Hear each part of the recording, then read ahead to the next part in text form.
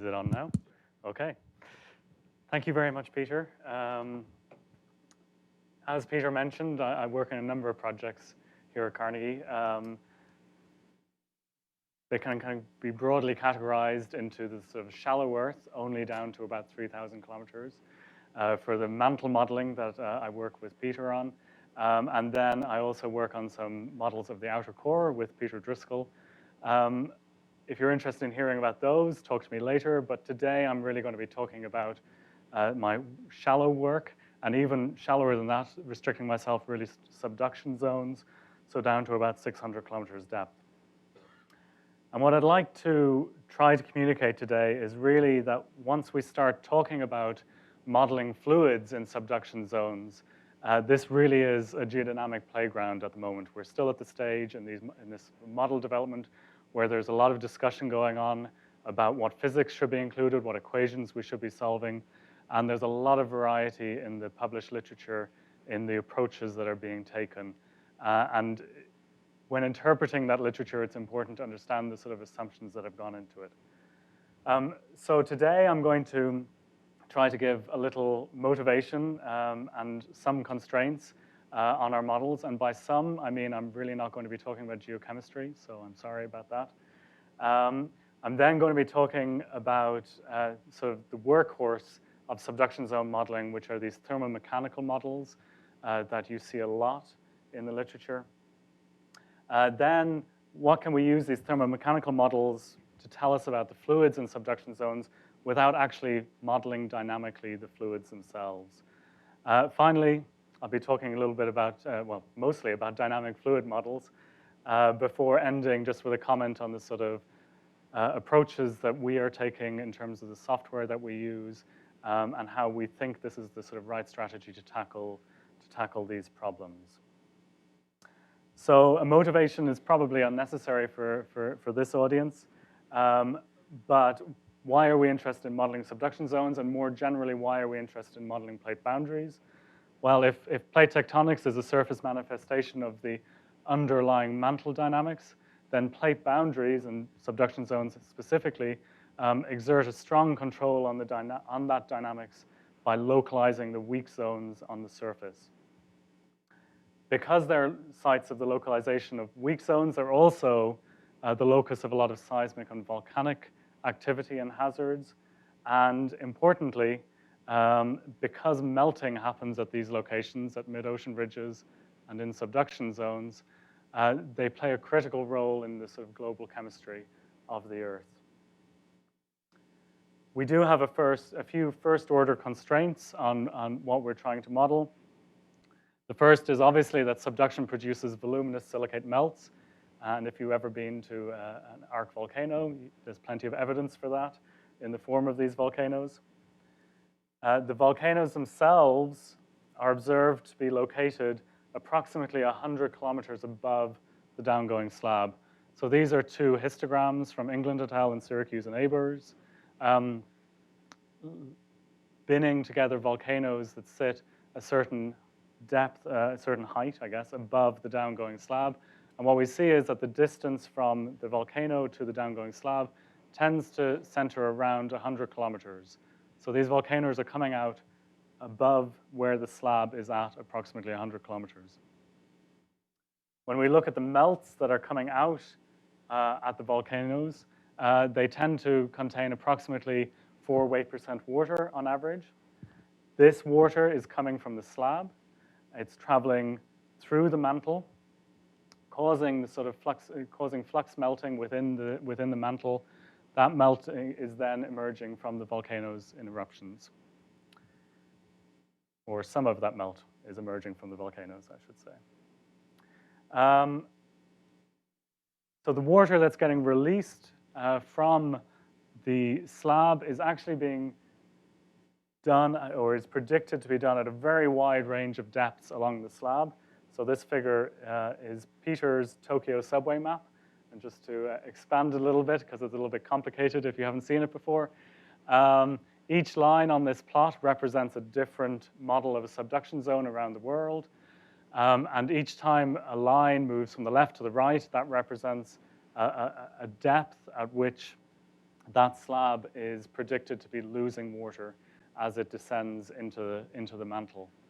And so what you can see from this is that young and hot subduction zones like Cascadia lose a lot of their water at quite shallow depths, but old and cold subduction zones lose a significant portion of their water quite late on, or at quite much greater depth than the young ones.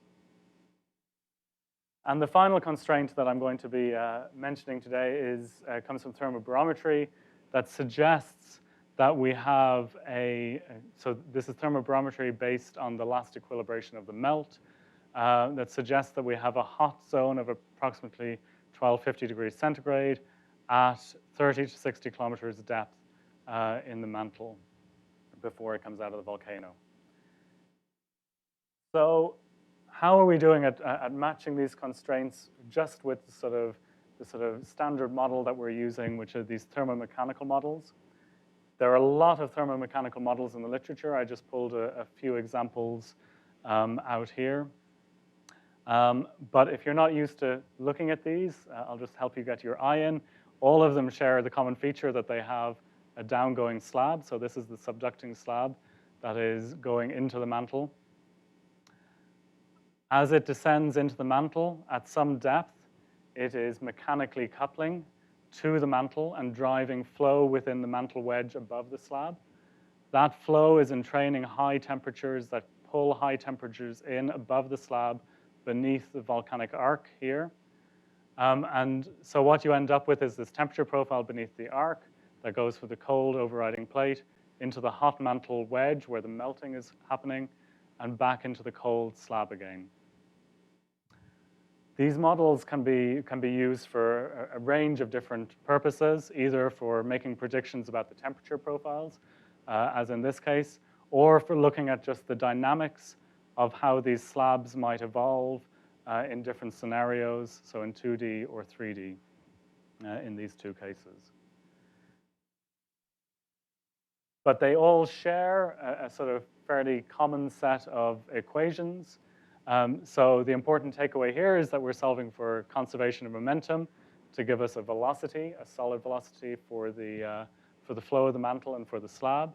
We're solving a conservation of mass equation here, which is generally assumed to just be incompressible so that the divergence of the velocity is zero. And this is going to give us a pressure.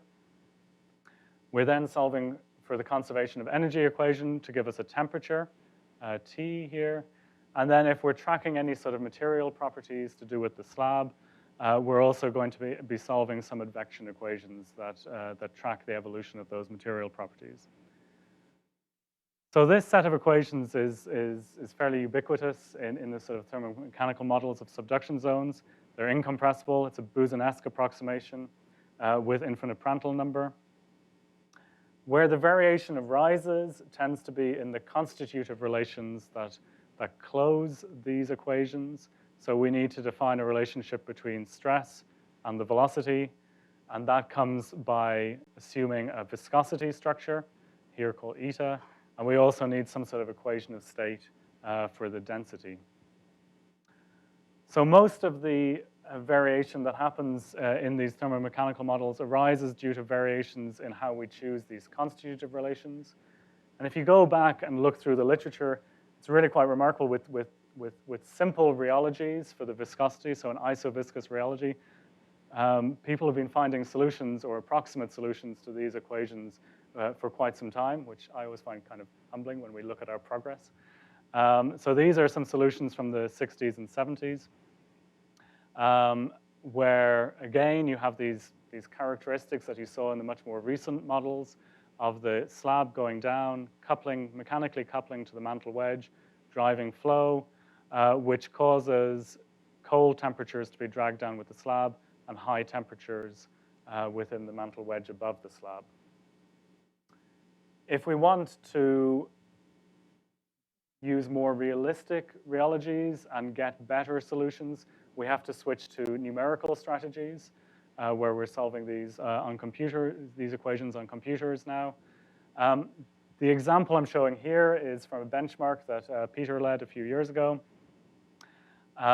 It's not meant to be a solution that represents the Earth. It is a benchmark that's intended for code comparison. But the reason it's useful here is just to show you the effect that changing something like the rheology has on the solution that you get out. So this is the equivalent of the solutions we were looking at from the approximate solutions we were looking at from the 60s and 70s, looking at a case with a constant viscosity solution where you have temperature contours that are quite flat in the mantle wedge. If we switch to a temperature-dependent or a temperature and strain rate-dependent rheology, which better represents the Earth, what we see is that these contours quite dramatically change. We get this large underbelly of thick overriding plate. I said that this benchmark solution doesn't really represent the Earth. One of the reasons it doesn't represent the Earth is because this is assumed to be a steady state solution. So one of the reasons we have this very large underbelly occurring on the overriding plate is because this is effectively an infinitely old subduction zone. So we don't actually have infinitely old subduction zones on the Earth.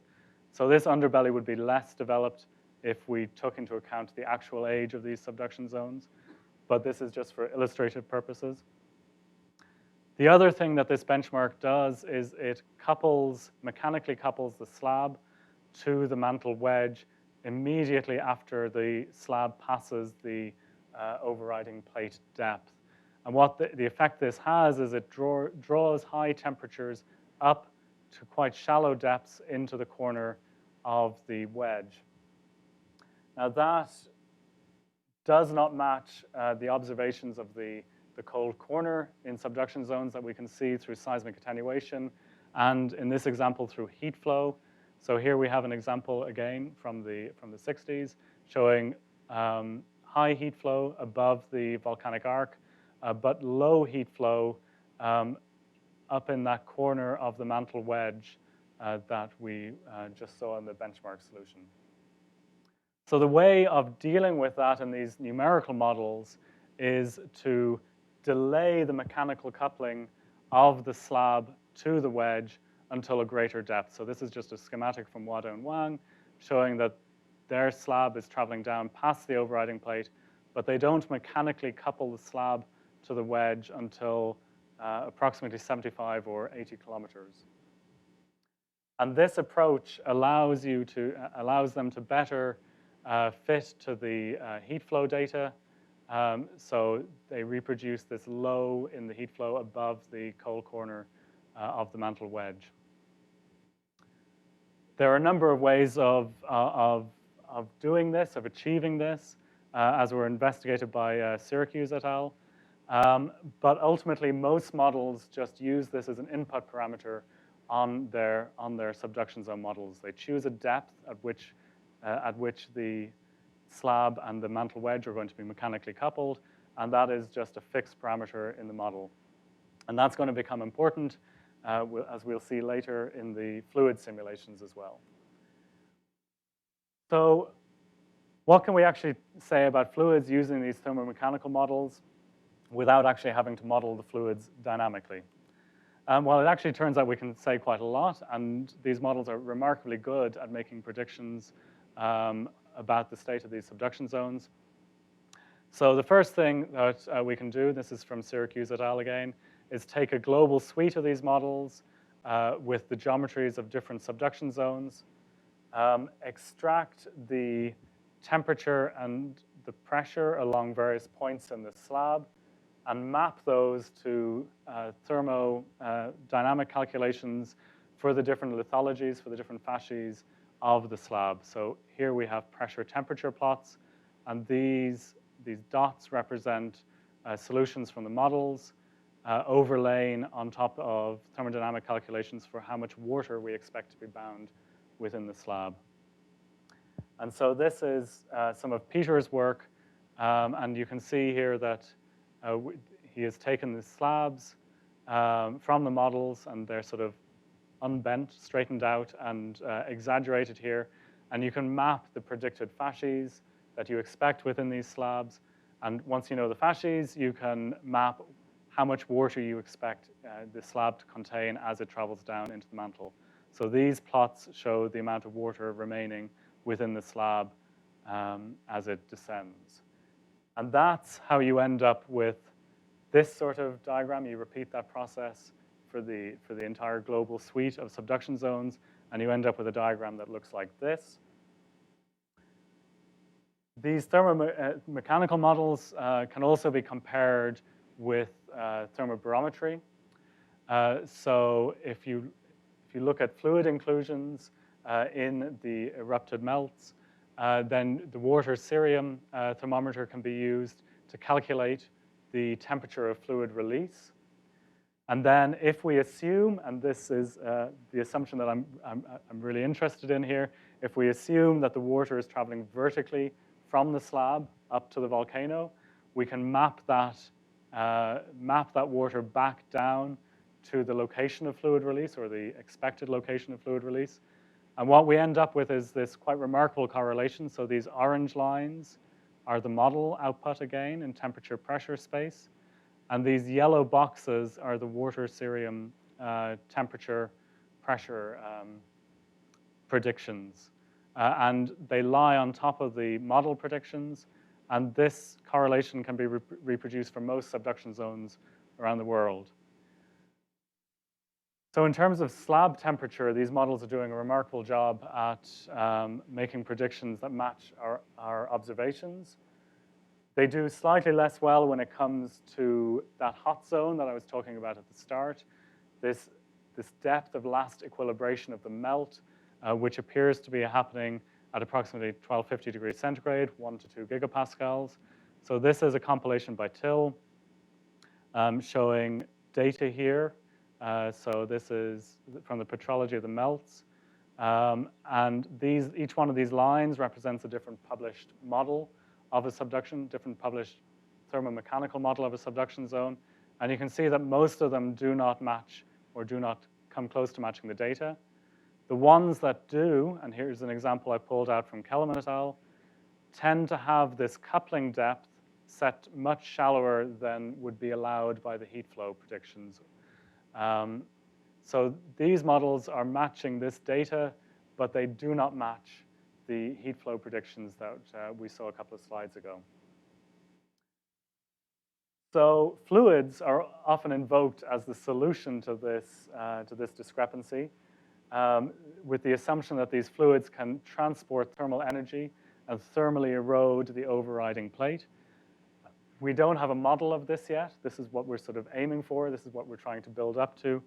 But it does lead to sort of cartoons that kind of look like this, where fluid is pooling within the mantle wedge and then eroding the overriding plate, and a similar idea here. And the assumption in a lot of these cartoons is that the fluid is just traveling vertically and eroding vertically into the overriding plate. But that assumption of vertical transport is really at odds with this observation that the volcanic arc is located approximately 100 kilometers above the downgoing slab. But the fluid that's being released from the slab is being released from a huge variety of depths, according to these model predictions. So we can't just have vertical fluid transport from the slab to the volcanic arc. You need to have some focusing mechanism to take all the fluid that's released from this huge range of depths and focus it in the direction of the arc. So this is where we get into talking about actual dynamic fluid models. There's a large range of these in the literature, and there's a large range for a number of reasons. So firstly, aqueous fluids can exist in a number of different forms in the mantle, either as nominally anhydrous minerals, hydrated solids, or the thing that we're interested in, actual free fluids. So fluids that are getting released from the slab and are actually there in some sort of aqueous form within the mantle. There's also a range of approaches to modeling the fluids once they're in the mantle. Some people use a diffusion process approximation.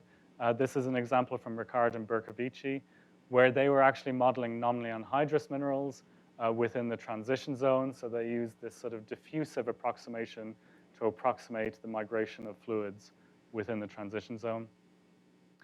There's a strong argument that some of the migration of fluids is happening along fractures or along fracture networks. So you have a fracture open up filled with fluid, and that is the mechanism by which fluid is propagating. This is probably a mechanism that's happening within the downgoing slab and within the overriding plate. But I'm going to focus today really on this mantle wedge here, where we're going to assume that all the flow that we're interested in is happening within pores. So it's a porous media flow model. So porous media flow models are used in the vast majority of fluid migration modeling in subduction zones. And this arises because at the microscale, fluids sit in pores located between the grains of the solid. And once sufficient fluid is present to interconnect these pores, the fluid can travel somewhat independently of the solid through this pore network. And so these are some really cool CT scans of a partially molten rock. And you can see here on the left, this is the melt distribution shown in red and gray.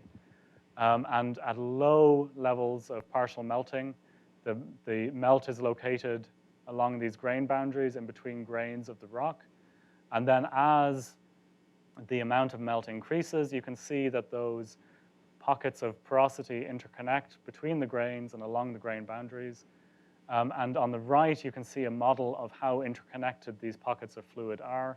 And as you can see, as the amount of melt, as the amount of fluid increases, the level of interconnectedness increases, and the amount to which the fluid can flow along this network and the ease with which it can flow along that network increases. So effectively, what's happening here is that the permeability of this medium is increasing. So we can go back and we can ask, well, what does this do to the sort of set of equations that we were interested in solving in the thermomechanical case? And the short answer is that it adds a lot of extra complexity to the model, a lot of extra equations, a lot of extra symbols. The important takeaway here is that whereas before we were solving a single conservation of momentum equation for the solid, we now have two. So this one, which looks the same as the old one, is for the aggregate, and this one is for the fluid. We also have two conservation of mass equations now, so we now want to conserve the mass of both the solid and the fluid. The other thing that has happened to our conservation of mass here is that it's now inappropriate to assume that this is an incompressible medium, because if you imagine that assuming there's a density difference between the fluid and the solid, even if the fluid and the solid are themselves incompressible or can be approximated as being incompressible, as that fluid travels through the solid, the volume is going to have to expand and contract to account for the varying amounts of fluid and solid in that volume. So the aggregate is going to be compressible even if the individual phases are incompressible. So we have to take that into account in our conservation of mass. In the examples I'm showing here, the conservation of energy equation doesn't change, though it can, and we can still be advecting material properties around the domain. The other big way that these equations change is that we suddenly have a huge increase in the number of constitutive relations that we need to close these models. And I mentioned earlier that the constitutive relations were one of the ways that models tend to vary quite a lot. People make different assumptions about the constitutive relationships. So the fact that we now have a whole lot more of these relationships means that there's a whole lot more models out there and a whole lot more assumptions that people are making in their models. So the first thing is that the stress is still related to the velocity through a viscosity, but because this system is now compressible, because the aggregate system is compressible, we also have to take account of a bulk viscosity. So we need a relationship describing the bulk viscosity. This is the shear viscosity that we were dealing with earlier still. And our fluid also now has a shear viscosity that we have to take account of.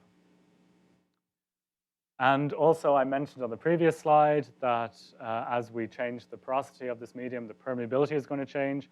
So we're going to need a relationship to describe the permeability of the system. The thing that's actually controlling the dynamics of the fluid is back up here. So this, I described it earlier, is just the conservation of momentum for the fluid. It comes from Darcy's law, which is an empirical law for how fluids behave under porous media flow. And we can come up with a sort of general rule of thumb for how these fluids behave under a Darcy flow law, which basically just states that the fluid velocity is going to follow the solid velocity plus some variation based on some pressure gradient that's acting on that fluid. And the amount that that pressure gradient contributes to the fluid velocity depends on this parameter here, omega, which is called the separation flux. And the separation flux is sort of an amalgamation of a variety of terms: the permeability, the density difference between the solid and the fluid, the amount of porosity, and the fluid viscosity. And so if we have zero separation flux, so if you imagine that you have zero permeability, then the fluid is just going to follow the solid. In this case, if this were the solid being subducted into the mantle, the fluid is going to get dragged down with the solid. If we have a scenario that's high permeability or low fluid viscosity, then our separation flux is going to be large, and our resultant, I'm sorry, that VF should be labeling this line here, this arrow here. Our resultant vector for the fluid velocity is going to travel much closer to the pressure gradient. So there are a range of approaches for dealing with this. The simplest sort of porous media flow calculations just take this separation flux and this pressure gradient, and they impose it as a parameter on their model. So these are a couple of examples doing this in subduction zones. And in doing this, they are modeling fluids, but they're making a lot of assumptions about the permeability, the rheology, and the density. And basically, their goal here is to have as simple a set of constitutive laws as they can, and a lot of them just get set to constants. So they're imagining here a constant permeability, isoviscous mantle wedge. A fully consistent model should actually calculate this gradient of pressure rather than imposing it as a model input parameter. And that gradient of pressure should really take account of a number of things. The first thing is obviously the thing we expect, the buoyancy, which is going to tend to drive the fluid vertically if the fluid is less dense than the solid. But so that is what leads to these sort of cartoons of sort of vertical fluid transport. But we're also interested in accounting for the effects of dynamic pressure and compaction or pore pressure, as well as possibly other terms that might be relevant in the model that you're interested in. So in terms of the contribution that these various components of pressure or gradients of pressure make to the fluid flow, we can start by thinking just about dynamic pressure. So dynamic pressure is caused by shear deformation, which obviously takes place in subduction zones. So this is an example of, again, a model from Spiegelman and McKenzie, where you have the solid flow, which is coming in, getting dragged down as the slab descends into the mantle. And that is creating a dynamic pressure singularity in this corner of the mantle wedge, which when the fluid is released from the slab, is sucking the fluid right into that corner. So there's this suction effect of the dynamic pressure that wants to pull fluid from the slab and drive it into up towards the corner of the mantle wedge. These solutions, though, are actually only valid in constant porosity, constant viscosity, and with no fluid source. And you have to include, to be consistent, you have to include the effects of this pore or compaction pressure. So pore or compaction pressure is the pressure that results from overcoming matrix strength to open pores. So if you imagine that you have some region of porosity with fluid in it. The fluid is buoyant. It wants to travel into a different region. Before it can travel into that different region, it has to actually open the pore space ahead of it to be able to travel into that region. And opening that pore space, because this material has strength, because the solid matrix has some strength, you have to overcome that strength. And the response to overcoming that strength is this pore or compaction pressure. So because it's related to the opening of pores, it's normally defined as being related to the divergence of the solid velocity. And because it requires overcoming strength, you have this effect of the bulk viscosity, which is normally taken as related to the shear viscosity and inversely proportional to the porosity. So what's the consequence of this is that if you have a fluid rising by buoyancy, so these blue arrows represent some fluid that's traveling through a permeable or low viscosity region, and it encounters some barrier with an impermeable or high viscosity, higher strength material, then just as your intuition would suggest, that fluid that is rising vertically is going to get deflected along that barrier. And the thing that is doing that deflection is this compaction pressure. So the compaction pressure, the gradient of the compaction pressure, is forcing the fluid to deflect in this direction. And the compaction pressure is acting over a length scale known as the compaction length scale, which is related to the permeability, the bulk viscosity, and inversely related to the fluid viscosity. So the effect of compaction pressure on porosity is actually to generate these very funky nonlinear porosity waves. So if we imagine just a simple scenario where we have a step in porosity, the fluid that's in this porosity is buoyant. It wants to travel up, and in this direction up is towards the right. So our fluid is trying to go from left to right. And on the bottom plot, you have the compaction pressure or the pore pressure that's generated as this fluid travels from left to right. And what you see is that the fluid is going to travel by these porosity waves where the fluid is overcoming the strength of the material ahead of it, opening up pore space ahead of it, and then that pore space is getting shut down behind it and resulting in this wave train of regions of high porosity and low porosity. And you can see that reflected in the pressure as well, where ahead of a wave of porosity, you have high pressure region as you are opening up pore space, and then as you're closing pore space behind the porosity, you have this low in the compaction pressure. This effect is often left out of subduction zone models using what's called the zero-compaction length approximation. So in this case, these models imagine that they're just leaving out the effects of the pore pressure, and they are only including buoyancy in the effects of buoyancy in their simulation. So the dark solid line here is that porosity wave train that we saw in the animation, and time is going up here. So that is a reproduction of that animation. And this gray line here, if you can see that, is the solution using the zero compaction length approximation, only using the effects of buoyancy on the fluid flow. So you can see here that this is producing a shock front, and the fluid sees no effect of the material strength. So if that fluid encountered that higher strength or lower permeability region, it would not get deflected in this. And this is what is used in a lot of subduction zone simulations. So this is just an example from Kanyonk et al., where they take one of these thermomechanical models, and they release fluids from the slab into the mantle wedge. And there is some deflection due to the entrainment by the solid, but you can see that the fluid travels out into the mantle wedge and then just travels straight up through the overriding plate or into the overriding plate, ignoring the sort of strength contrast that's occurring in the overriding plate.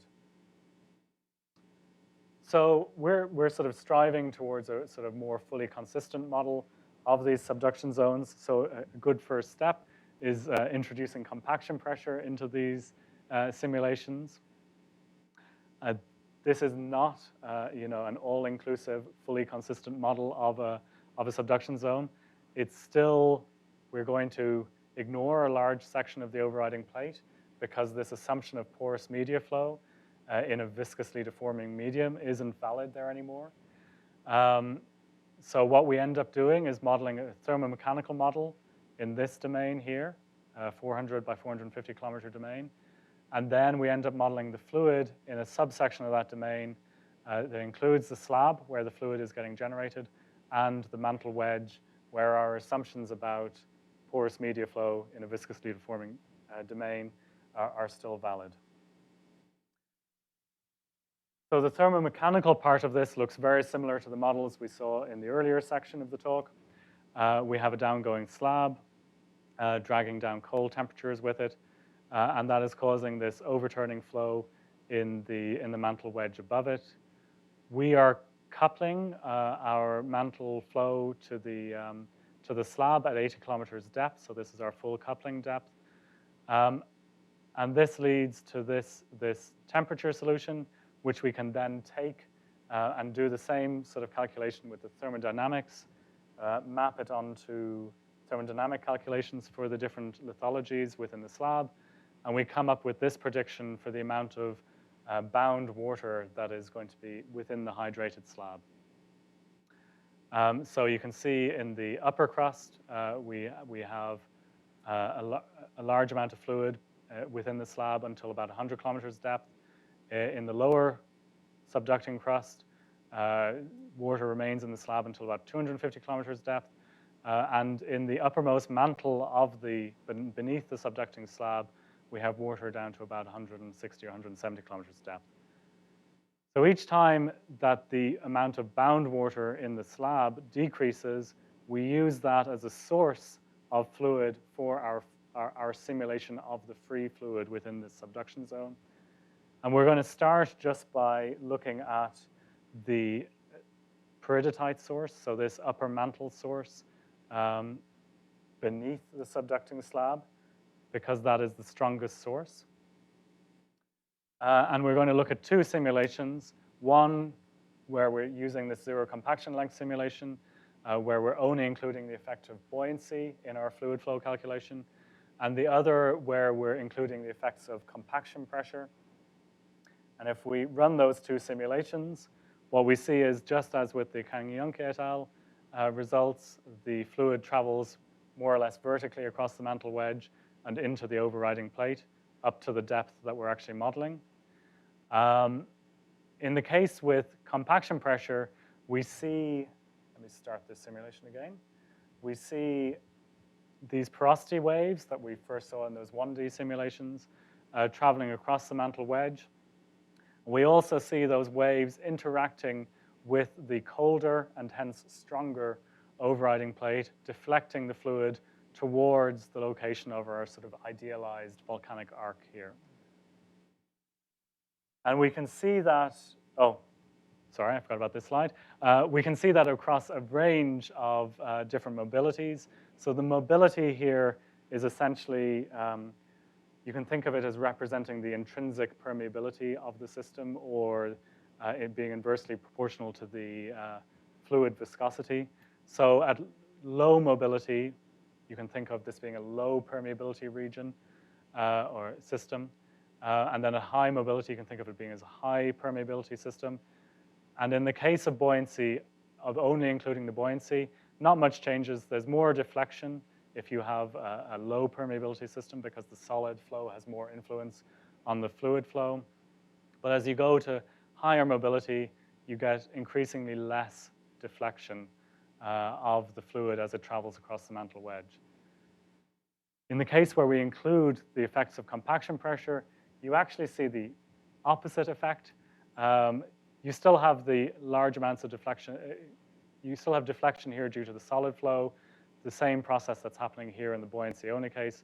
But as you go to higher mobility, the deflection that's occurring as the fluid reaches the overriding plate actually increases. It's happening at greater depth. And that's because that compaction length scale that I was talking about is increasing as you're increasing the permeability of this system.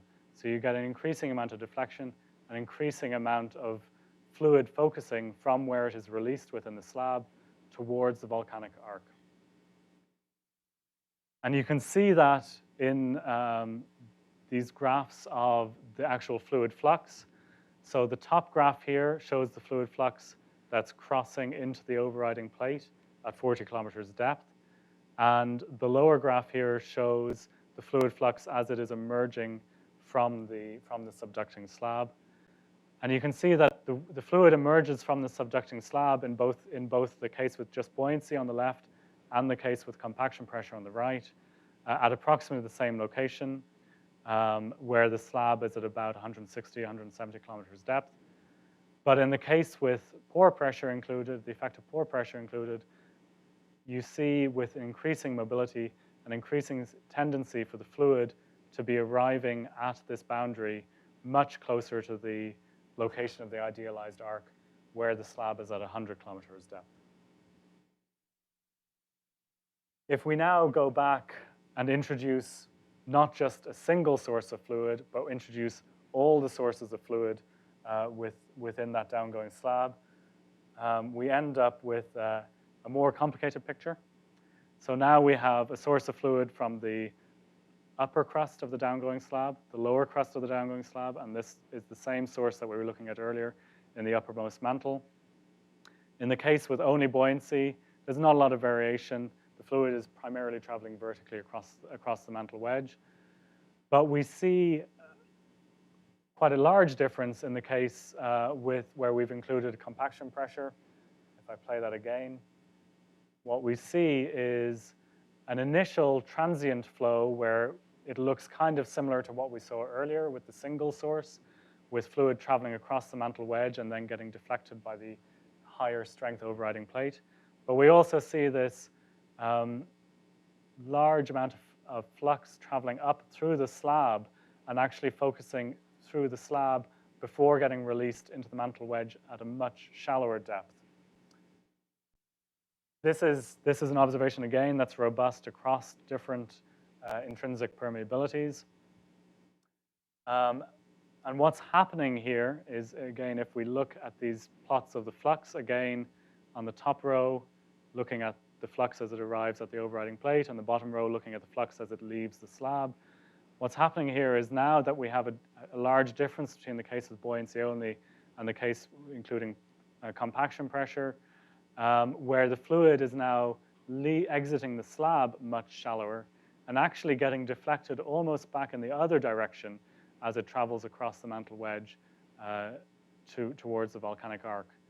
And if we look at a cross-section of the slab itself and the fluid flow within the slab, what's happening here is that the fluid is traveling in this sort of slab channel up along the slab towards a much shallower depth before being released. So the explanation for what's happening here is that these sources of fluid within the slab are creating porosity. They're constantly creating porosity within the slab because they're constantly producing fluid. And because they're constantly producing fluid and constantly creating porosity, they are also, therefore, creating permeability. So this channel, this slab, in effect, becomes a high permeability in slab channel for the fluid to travel along before exiting the slab.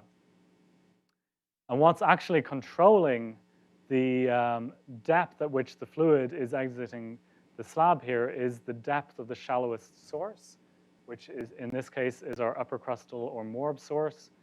And what's controlling that is the depth that we set that coupling depth to in the original thermomechanical simulations. So we have chosen a parameter of 80 kilometers for the coupling depth, and that is where this slab is increasing in temperature because it's mechanically coupled to the hot mantle wedge, and that is where the uppermost crust of the downgoing slab is dehydrating. And so we have this scenario where we have a few focusing mechanisms, one being this in-slab high permeability channel, one being these compaction channels along the base of the overriding plate. And ultimately, certainly the in-slab high permeability channel is being controlled by this model parameter that we chose for the mechanical coupling between the slab and the mantle wedge.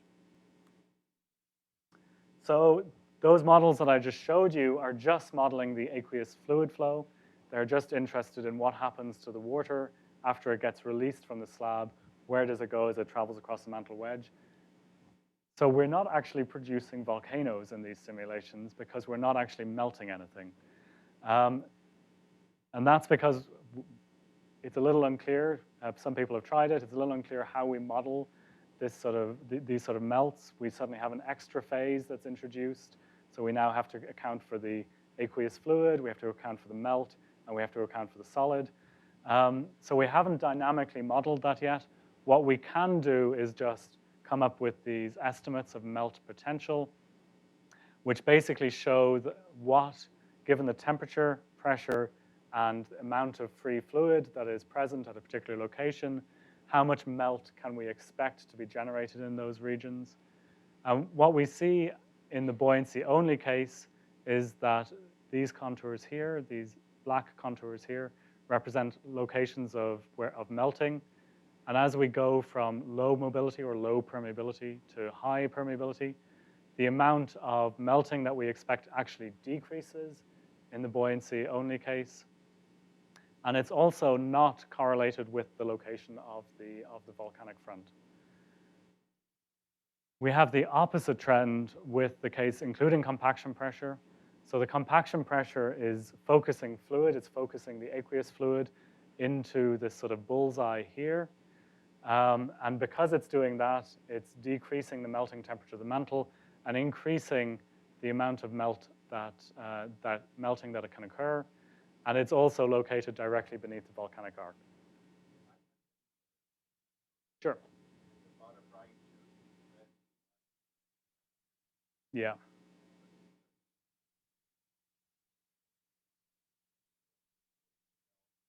Sure, I'm sorry. This figure has a few too many things being shown at the same time. So the background color here is the porosity, so the amount of fluid that's present at a location. These contour lines here are the temperature contour lines. So they just come from the Thermo-Mechanical Model. And then these contour lines here represented on this black to red scale. So you can see it most clearly here. These black contour lines represent the melt fraction that is predicted given this temperature and this porosity. And so in this case, we only have low melt fractions, these very small numbers, these black contour lines. And in this location, it is hard to see on the screen. I apologize for that. You have black, red, and yellow, and white contour lines showing a high degree of melt located directly beneath the volcanic arc. Is that clearer?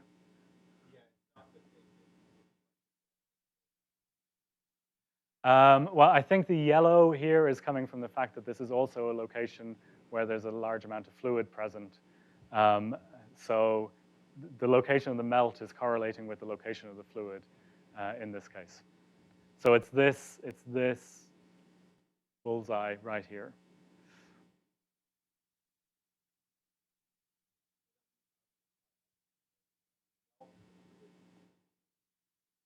Yes, but we are not dynamically modeling the melt in these simulations. This is just a sort of post-processing calculation of where we would expect to see melt.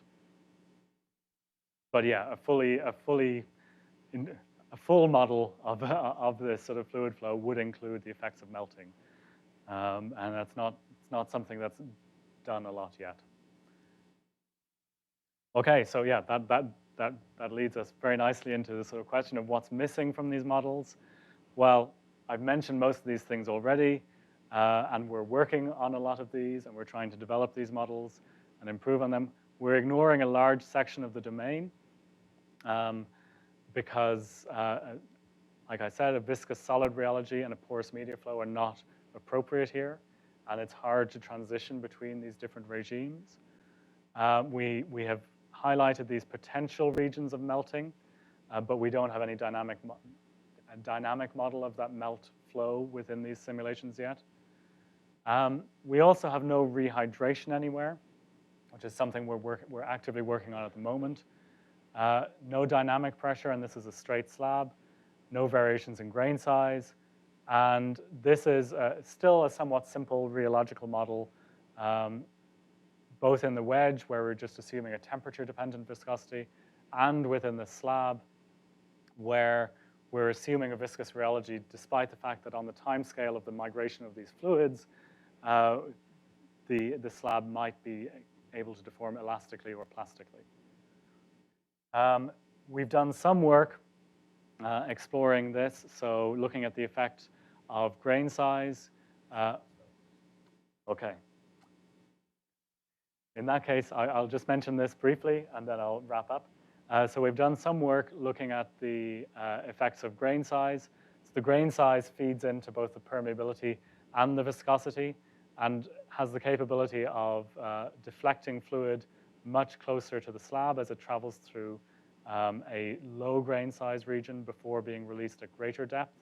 So this is a potential focusing mechanism that deflects fluids deeper into the wedge.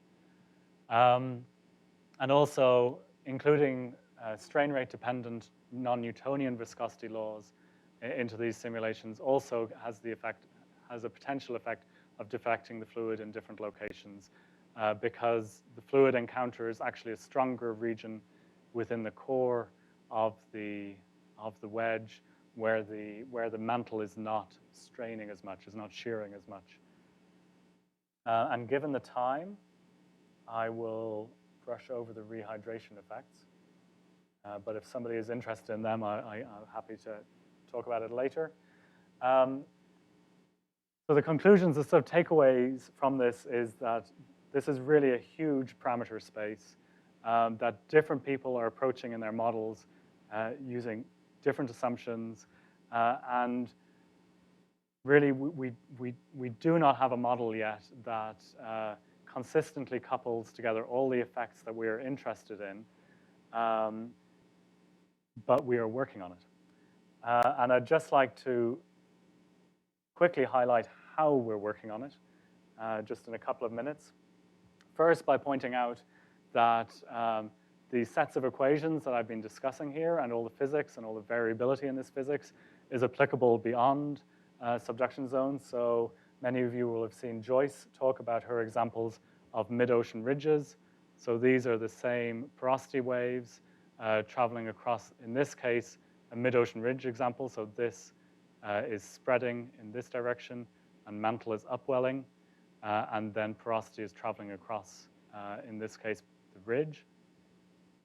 And this is a three-dimensional example of a similar set of equations produced by Nate, looking at a laboratory example. So this is a simulation of a cylinder of partially molten rock, which is being tortured, basically, by twisting it in a torsion cylinder and then looking at how the melt distributes itself or localizes during the effects of that torsion. And you'll notice that a lot of the models I spoke about today were two-dimensional, and three-dimensional effects are very important here. So Nate's work here is very important in terms of allowing us to approach these models, hopefully eventually in a subduction zone setting in 3 dimensions. All of these equations have a huge amount of variability in them. And I find it quite interesting how we're handling this variability. So older numerical models tended to do one thing and one thing, hopefully, well. But what we're starting to find now is that we're wanting to mix and match physics from the different phases, from different pieces of literature, and we're not quite sure what the sort of final set of equations is that we want to solve. And to overcome this problem, so modifying older codes, older models tends to be quite difficult when you're not sure what you're actually getting towards. to overcome this problem, we're using what's known as code generation software. And so code generation software is code that writes code for you. So it's a wonderful thing. It makes life a lot easier. We're using a number of libraries and pieces of software. I interact with these libraries through my interface called Terra Firma, but the majority of the functionality we're getting comes from two libraries, Phenix, which is a finite element library, and PETSI, which is a numerical linear algebra software library. And what Phenix does for us is it allows us to describe our equations in a sort of human readable form. And it goes away and it generates the actual assembler code for us that will generate the matrix equation that we then have to solve. And then we pass that matrix equation to our linear algebra library, PETSI, and it hopefully produces an answer for us. On a good day, it produces an answer for us. So just to illustrate this with a very quick example, going back to the same set of equations as was in the Thermo-Mechanical Models, we have a conservation momentum equation, the Stokes equation, we have a conservation of mass equation, and we have temperature advection. And we're interested in solving just a thermal convection example where we're heating this unit square on the base and cooling it on the top, and therefore generating this overturning mantle flow. We are going to solve this by rewriting our variable as u, which is the vector of the velocity, pressure, and temperature. And then we're going to solve this using a Newton iteration, where at each iteration, our new guess at our solution vector is going to come from the Jacobian inverted against the residual. The important thing there is that the residual is basically these equations rewritten like this and integrated over the domain. So this is the weak form, what's known as the weak form of those equations. But hopefully you can recognize some of the same features that we saw. So this is, again, the Stokes equation. Here's that stress. Here's the pressure. Here's the buoyancy. Here's our incompressibility constraint. And here's our temperature advection. And so that's going to be our residual. What Phenix allows us to do is to write that in this form that looks incredibly similar. So we can go from writing this down on a piece of paper and saying, well, this is the set of equations I want to solve, to writing this into a computer and asking Phenix to go away and generate our discretized equations. And we interact with that, or I interact with that, through Terra Firma, through this user interface, which means that this is our options file for our model. And this flexibility actually allows us to have, as one of the options within our model, the actual equations that we want to solve.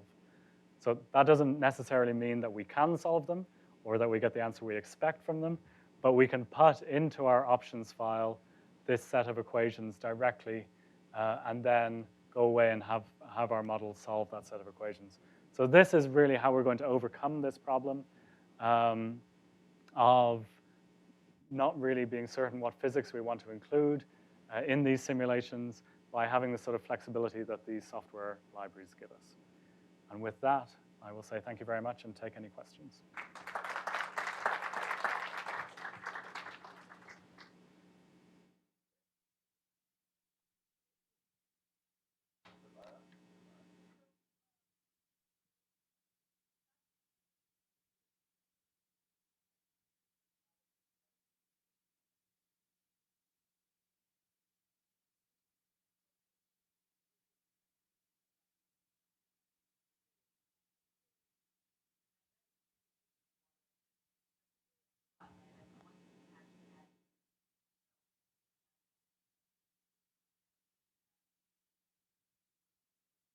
Yes, so actually I worked on some simulations with Nestor Serpa, and he did introduce a temperature dependence for that fluid viscosity.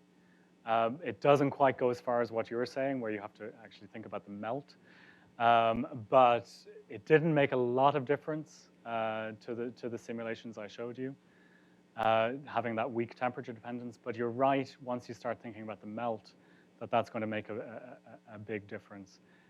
And that is actually one of the fundamental differences between, say, Joyce's or Nate's simulations, where they are modeling melt, partially molten rock, and I'm modeling an aqueous fluid. One of the implications of that is that my fluid travels a lot faster than, than their fluid, which creates numerical difficulties because you have to model it on the timescale of that fluid rather than on the timescale of a melt, which is going to travel slower and be somewhat easier to solve. So yeah, there are definitely implications of that. Not sure quite what they are yet.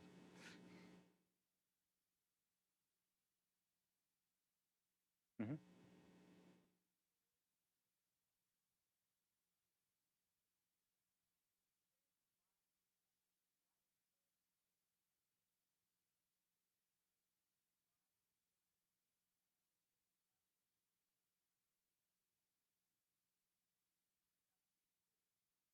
So that's actually a feature of the rheology that's controlling the matrix rheology. So that pulsing of the fluid is a product of the assumption that the solid is a viscously deforming solid. So if you go, I have another animation here. If you instead model with an elastic solid, so in this case, we have the same step in porosity. And one of the lines that's going to appear here is the same as before. It's going to be this fluid traveling through a viscous medium. And the other line is going to be an elastic medium. And if you look at that, in the elastic medium, you don't get that behavior. So it's a product of that behavior. It's a product of the assumption that the aggregate matrix is a viscous solid that is going to want to reclose those pores. No.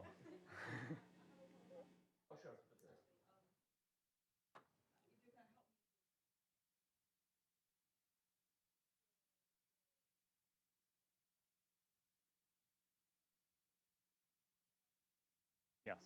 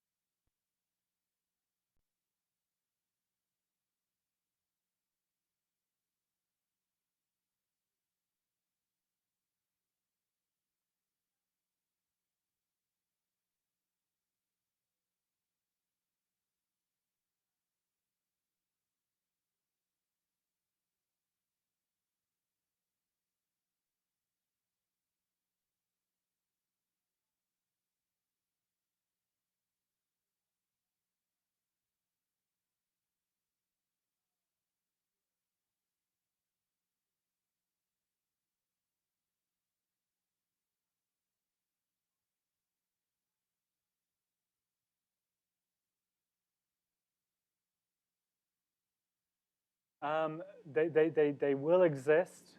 The length scale that they exist on will change. So if I can go back, you don't see the porosity waves in these because these are time average pictures. But what you're describing, the ratio of the fluid velocity to the solid velocity, is this mobility parameter. So in this case, the reference, this is all non-dimensionalized, so the reference fluid here is traveling 5 times faster than the solid. In this case, it's traveling 50 times faster than the solid. In this case, it's traveling 500, I think I got this way, but 500 times faster than the solid. So those are these 3 scenarios. That's exactly what you're describing.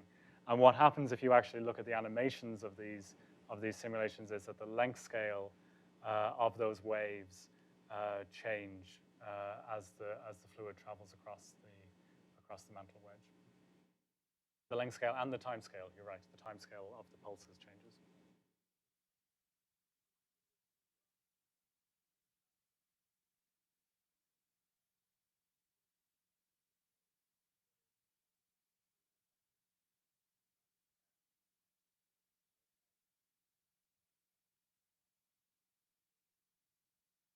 Yeah, I mean, it's an interesting question.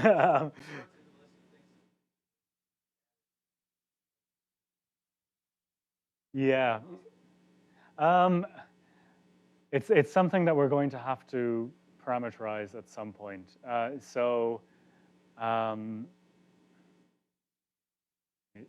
one of the challenges with these models that I showed her of actually getting the fluid to leave the slab, because the slab is cold and it's strong, so it actually wants to be dragged down into the mantle. And so one of the challenges with these models is to either weaken the slab enough to allow the fluid to, yeah, it's resisting the compaction. Yeah. So you have to either weaken the slab to allow the fluid to leave or increase the permeability to allow it to leave. I would expect that we'll end up parameterizing some sort of fracture law as some sort of permeability effect that allows higher permeability between the slab and the wedge. In the zero compaction length approximation, yes, but once you include these compaction pressure effects, once you include the pore strength, then if your slab is strong, it wants to just keep the fluid within those pores. In terms of the effect that I mean, the effect that actually modeling something like this is a model using terra firma again, where we're actually modeling the infiltration of fluid into, it's kind of like a hydrofracking experiment. You've got a fluid saturated core, which is at higher pressure, and it is trying to infiltrate fluid into this poroelastic material, or poro-brittle elastic material. And you can see that as you increase the permeability along the fracture, you do get preferential transport of the fluid along those fractures. This is a sort of lab scale simulation. To do that within the subduction zones is going to require some sort of parameterized effect, some sort of homogenized effect. Questions?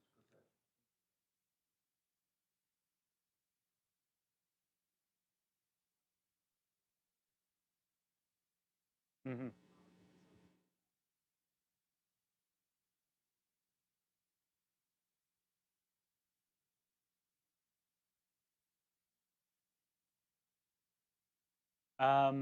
Solvent invented this in 19. Yeah.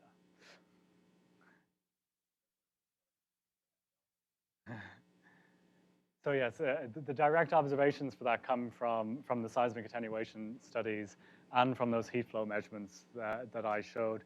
We don't have heat flow measurements in a lot of locations, but yeah, we do see this effect, I believe, globally. I mean, through the... Wherever we have high enough resolution, they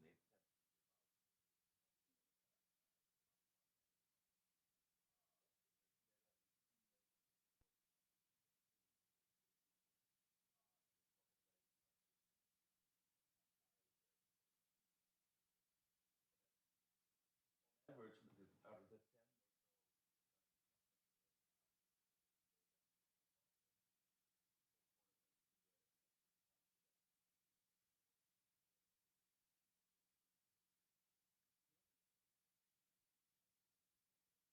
No, in Togo, for example, it's all.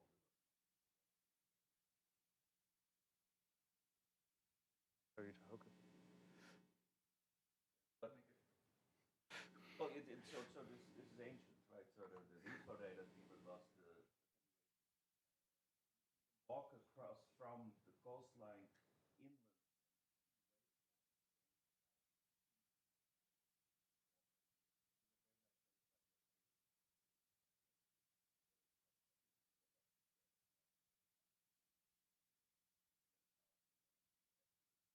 Catch this cartoon based on wave. Last quick question by Zach.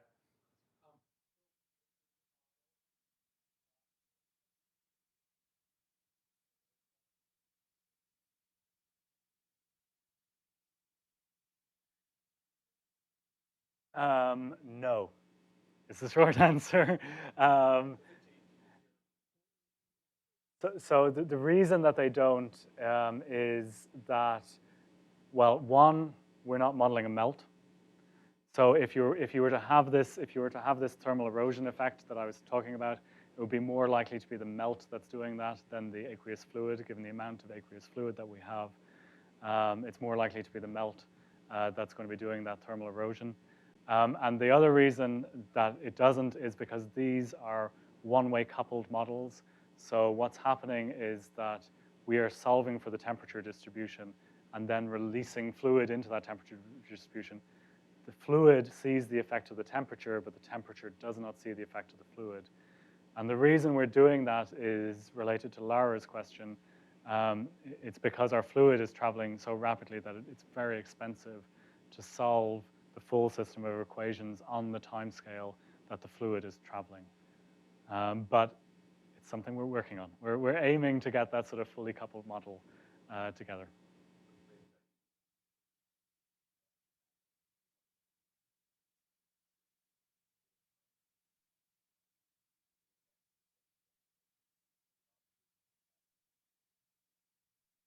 But in those cartoons, though, there is this sort of vertical fluid transport assumption, which is just not what the physics is saying is happening. Thank you.